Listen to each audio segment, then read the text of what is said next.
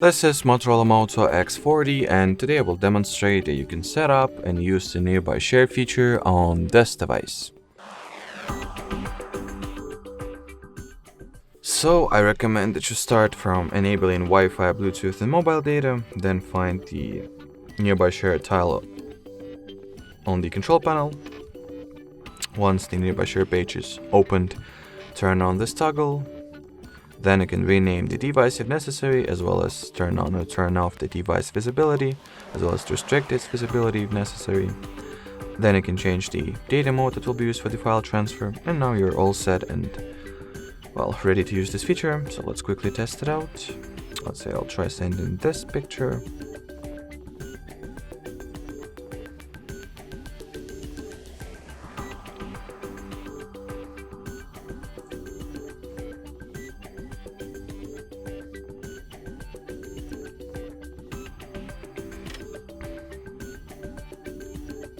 So as you can see, the file was sent and received successfully. So that will be it for today, guys. Thanks for watching, and bye bye.